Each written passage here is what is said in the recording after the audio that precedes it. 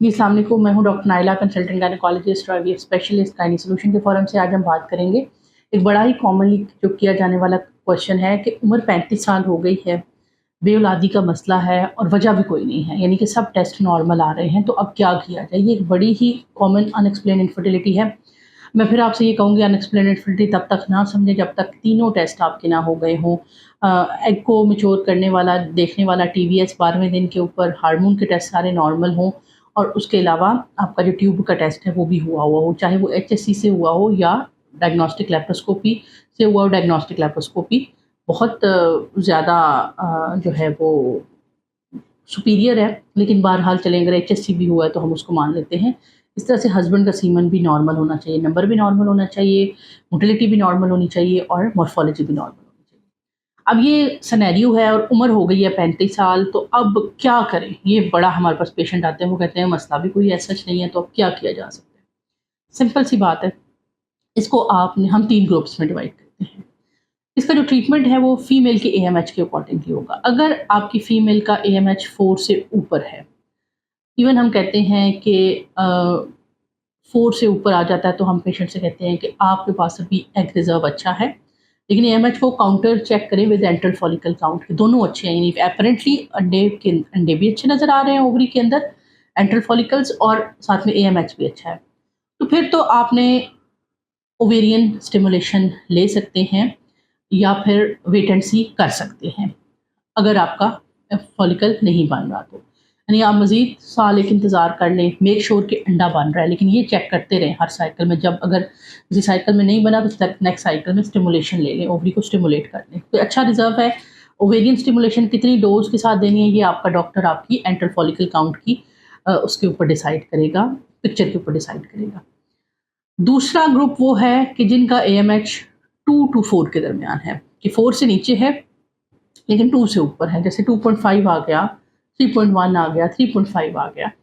इस रेंज में अगर आपका एएमएच है, तो फिर हम आपको मशवरा देते हैं कि बजाय इसके कि आप मज़ीद टाइम वेस्ट करें, आप अपना आईयूआई का जो है वो ट्रायल ज़रूर करें। आईयूआई का अनएक्सप्लेन्ड इनफर्टिलिटी के अंदर बहुत अच्छा है। अगर हम 100 अनएक्सप्लेन्ड इनफर्टिलिटी वाले पेशेंट्स का आईयूआई करते हैं, तो तकरीबन 30 से 35% पेशेंट जो हैं वो उनके कामयाब होने की रेशो है अनएक्सप्लेन्ड की, प्रोवाइडेड के everything is normal, hormone her cheese normal है। इसी तरह से अगर हम फॉर एग्ज़ाम्पल आपकी वो कर रहे हैं एएमएच किया और वो एएमएच का काउंट 2 से नीचे आ गया, तो फिर मैं आपसे ये कहूँगी कि आप अपना वक़्त ज़ाया ना करें। आपने काफ़ी टाइम दे दिया नेचर को, let you have given enough time कि जिसमें आपने 3 साल, 4 साल, 5 साल दे दिए नेचर को, और आप इकट्ठे भी रहे और उसमें आपने ट्राई भी किया। तो अगर नहीं हो रहा, आपका प्रेगनेंसी नहीं हुई, तो अब this is the right time to go for IVF with embryo bank. IVF कराएँ, अपनी एम्ब्रियो बैंक बनाएँ, चाहे 1 स्टिमुलेशन लेनी पड़े, चाहे 2 स्टिमुलेशन लेनी पड़े, चाहे 3 स्टिमुलेशन लेनी पड़े। यही अब तक जो साइंटिफिक रिसर्च है उसके मुताबिक ideal way to get pregnant है। जो लोग नेचर से कंसीव कर लेते हैं वो हमारे क्लिनिक में नहीं आते, इनफर्टिलिटी सेंटर्स पे वो लोग नहीं आते। They have their baby after 1 year 2 year of their married life. अब जो यहाँ पे आ रहे होते हैं, इसका मतलब ये है कि उनको कोई ना कोई मसला कहीं ना कहीं पे है, दे आर इन ट्रबल। वरना इनफर्टिलिटी कंसल्टेंट के पास कोई भी जो आम पेशेंट है वो नहीं आता। कम से कम हमारे क्लिनिक में तो कोई ऐसा पेशेंट नहीं आता जो कह रहा हो कि हम प्रेग्नेंट है तो बस हमें चेक करें, हमें उल्टी हो रही है, मतली हो रही है। हमारे क्लिनिक में तो हाई रिस्क पेशेंट ही आते हैं, शादी को 8 साल हो गए, 9 साल हो गए, 10 साल हो गए, 6 साल हो गए, 5 साल हो गए, यानी नेचर को उन्होंने पूरा टाइम दे दिया लेकिन अभी तक प्रेगनेंसी नहीं हुई है। अगर अनएक्सप्लेन्ड है तो इन 3 ग्रुप्स में से देखिए आप किसके ऊपर हैं। सबसे पहले तो अपना एएमएच करा लें, मेरे पास पेशेंट आते हैं एएमएच हुआ ही नहीं होता।